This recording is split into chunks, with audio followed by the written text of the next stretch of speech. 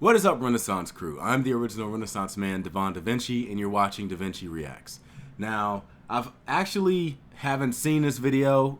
When it was presented to me a long time ago, I chose to watch an alternative video because I figured I already had an idea of how big the universe was.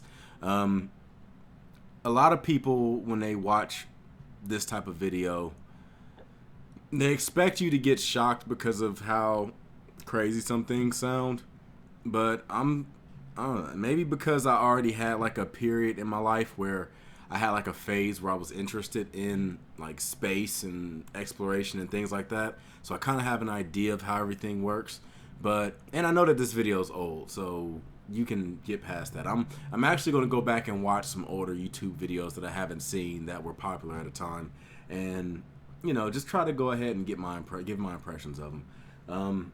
Let's go ahead and jump into this and see if there's anything that I haven't really discovered or known, and I don't know, maybe I might learn something. This is a real-life lore video made possible by Squarespace. Make your next move with a beautiful website from Squarespace.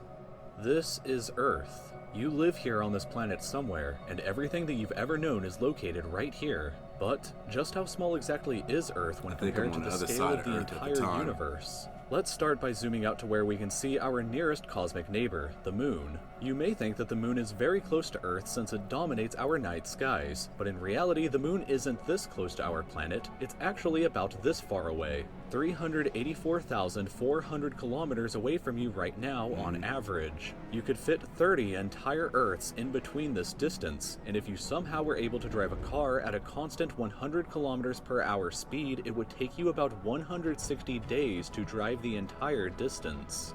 I'm not gonna lie, it kind of irritates me that I had to wait for him to put up the miles per hour to realize, to have a relative idea of the speed. Man, we gotta learn fucking the metric system. Shit. Despite this incredible distance, however, 12 humans have actually set foot here, representing the furthest away that any individual human has ever been away from the Earth, and one of humanity's greatest achievements. This is what the Earth would look like from there if you were standing there with them, and if you wanted to communicate with somebody back at home, it would take a message about 2.5 seconds to travel between you and them, since that's how fast the speed of light can travel at. This is a photo that was taken on Mars, and that tiny dot that you see there is Earth as seen from the Martian surface. Also, a little news flash about Mars. Apparently there was a rover that they just recently launched that made contact with Mars, and it's like it's recording like live feed or something like that, or at least as live as you can possibly get from Mars. But there was like pictures and stuff that were released, and I was meaning to go ahead and tweet them out because it was interesting, like being able to see Mars for the first time, well, not for the first time, but in such high quality. On average, Mars is an incredible 225 million kilometers away from Earth, but that distance can be as high as 401 million kilometers. That means that whenever humanity finally gets around to landing a human on the planet, that person will be 986 times further away from Earth than the astronauts who landed on the Moon were. In addition, the time delay for sending a message from Mars back to Earth isn't just 2.5 seconds, it's actually more like 20 minutes each direction. Which would render instant communication in the event of an emergency impossible. It also means that when we zoom out even further away, we can find the Voyager. That also means that our eyes are seeing Mars how it looked 20 minutes ago because of how light works, and our eyes reflect light in order to be able to see. If something happens on Mars, as far as like an asteroid hitting it or something happening to it, we wouldn't be able to see what the hell happened until 20 minutes later. Voyager 1 space probe, which is the furthest away man-made object from Earth. It is currently located 138 AUs from the Earth. AU meaning astronomical unit, which is the distance between the Earth and the Sun, which means that Voyager 1 is 138 times further away from us than the Sun is. At some point on its long voyage, Voyager 1 turned its camera around and took this photograph. It may not look like much at first, but in my opinion, this is the greatest single photograph ever taken in all of human history. This tiny, pale blue dot is Earth, and I don't think that anybody has ever said something as amazing about this as Carl Sagan when he I'm gonna pause real quick. Is it just me, or does anybody else think that this picture of Earth actually looks bigger than it did in the picture from Mars? Let me see if I can actually go back.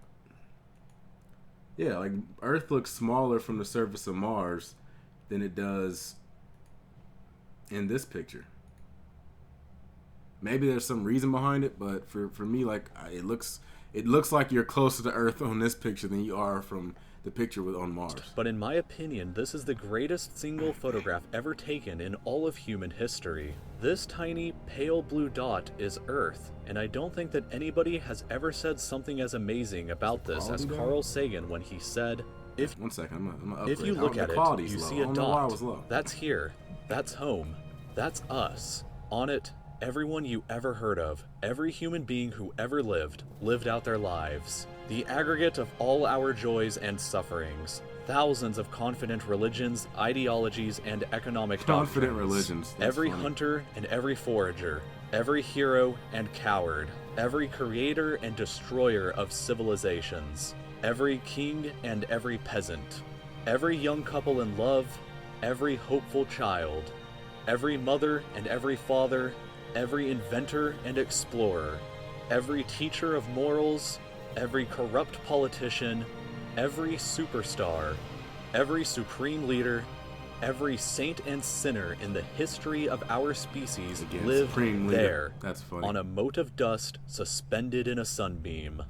Voyager 1 is currently traveling at 17 kilometers every single second. We are the even Who's at that speed, down in it Whoville. Won't break out of the reach of our solar system for another 30,000 years. The Loraxes. Once we go beyond the solar system, we arrive in our interstellar neighborhood. Universe. Here we shift to the light year unit of measurement, which is the distance that light travels in a full Earth year, or about 9.461 trillion kilometers. The star Proxima Centauri here is the closest other star to us other than our sun, but it's still 4.24 light years away from us. To put that into perspective, if it was heading in the right direction, it would still take Voyager 1 over 70,000 years to reach it. In other words, if you drove your car at 100 kilometers an hour like in our previous example to the moon, it would take over 6 times longer than the entire age of the universe is just to finally get there, and it wouldn't even exist still when you arrived. Yeah, when we zoom out even further, we can see the entire Milky Way galaxy, inside of which Earth is located right here.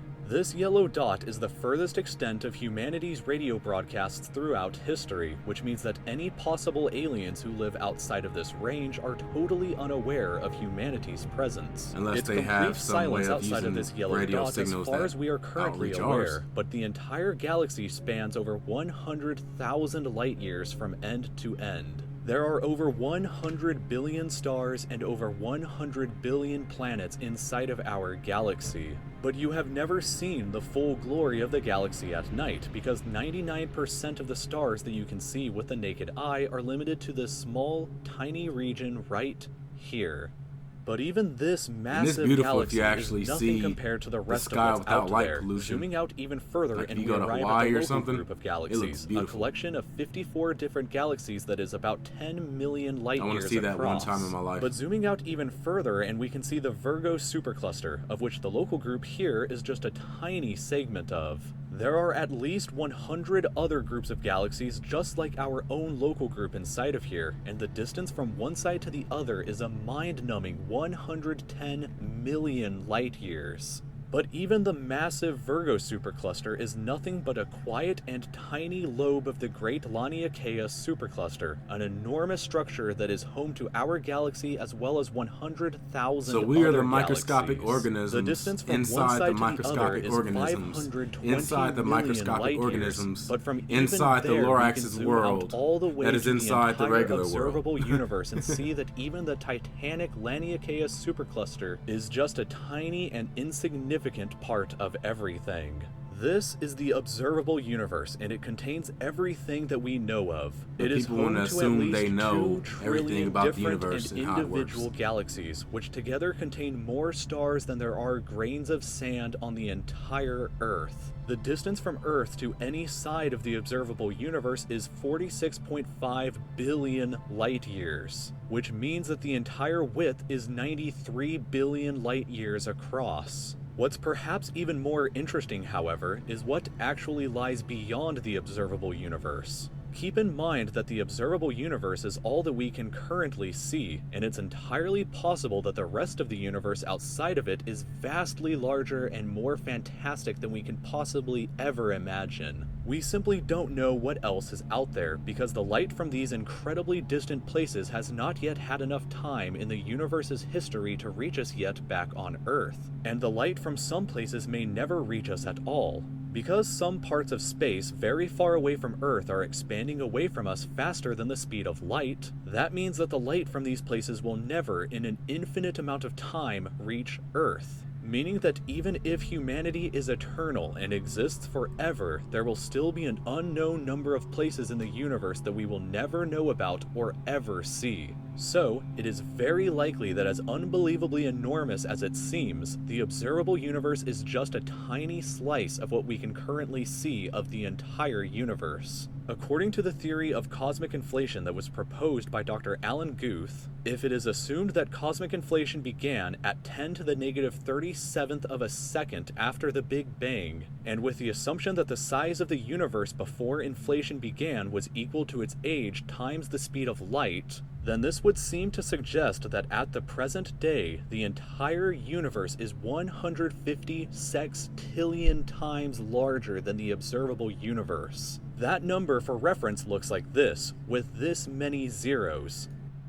Alright, well, the only way we'll actually ever be able to see and identify, like, those parts of the universe that are expanding faster than light is if we somehow find exploit in the rules and the natures of physics and how the universe works.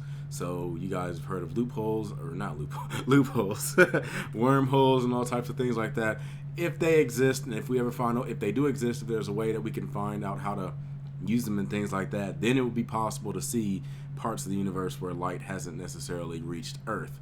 But, I mean, I can't say it's impossible because you never know, but all I'm saying is whenever there's rules or there's set like logic and stuff, there are always exploits. There's always some way to figure out something when it comes to finding ways around it. Hell, we've already discovered things that are involved in the universe that aren't really explained by logic and things like that. I remember reading somewhere they said that like the area around the sun is actually hotter than the sun itself, and they can't really explain it. Like there's a lot of different things out there that could possibly be an exception to the rules of logic. But then again, of course, if it's in the universe, then that just means that we misinterpreted the rules. There's obviously extra parts to the rule, but that could also work in our favor. There could be things out there that we can figure out the full extent of the rules of logic and be able to take advantage of them. So what we know is like the set laws aren't necessarily set in stone. We could discover something that can actually open up our chances of discovering all these other places that light hasn't reached yet. Let this number sink in for just a moment. This would be similar to you thinking that the entire observable universe, everything that you could see, was the size of a light bulb, but then realizing that in reality the entire universe is larger than the former planet of Pluto. And that's Imagine the a light observable bulb universe in the center of Pluto, being the size but we of the light bulb. inside the light bulb That means were we're inside of a totally cluster, unaware inside that of a Pluto cluster, inside of existed a galaxy, and inside of a solar system, similar inside of a situation planet, to this. inside of that We are light bulb. all so unbelievably small, but you shouldn't worry, because all that means is that there is so much left out there for us to discover together. This video was made possible by Squarespace. If you're wanting to create a new website for your next project, Squarespace is the absolute easiest way of doing it. I might have to find a way to get in touch with Squarespace. I've used them before for several different Everybody projects, is and what I think is jumping best on about board them with is them. that you don't need Squarespace any is going to be the programming next skills in order Google to make a beautiful website. It's incredibly easy and can be done in just a I'm few going to watch minutes, this ad and there's because always somebody to call 24/7 if you ever need any help. gives You can them create a blog, a store, a page for your ad revenue music they or need to make art, more or content. really just about anything. And what's best of all is that you can get 10% off your first order by using the code RealLifeLore over at squarespace.com/reallifelore. That also means that you'll be directly supporting my channel, so please go ahead and check them out at squarespace.com/reallifelore. As always, thank you. Alright, there you go. Yeah, like I said, the universe is fascinating, and it's crazy to me how it's not just religions, because there are some people that, you know, think that they figured the universe out also. But usually, like, when it comes to religion, they're the ones that tend to put discoveries next to things in the universe that haven't ever been discovered or we're not fully sure about. Like, when it comes to how things work and things like that, they just tend to brush it off towards some type of supernatural explanation, even though to me a supernatural explanation doesn't make sense, considering in order for it to be supernatural you would not be able to understand it because you're part of the natural world and there's no way of you getting into the supernatural world. It doesn't make sense to me, but it tends to just be an explanation people make. And I think the reason people do it is to try to feel comfortable because they're afraid of the unknown and they feel like they have more control over their circumstances or of their lives by saying that they know this is how something is done, as opposed to not knowing how it's done, and you just kind of like leave your fate to whatever random circumstances the universe may bring to you. Yeah, I pretty much said everything that I needed to say during this video.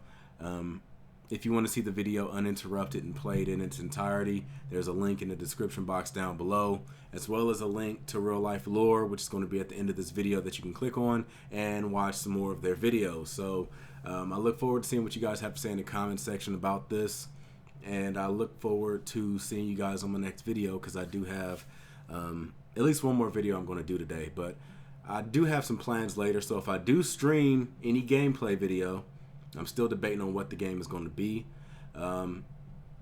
then it will probably be late at night, because like I said, I have some plans that I want to go ahead and try to take care of today. But that's pretty much it. I'm the original Renaissance man, Devon DaVinci. If you like this video, make sure you hit that like button, subscribe, and share. And I look forward to seeing you in the next video. So I'm going to give you the deuces, and I hope to see you all there.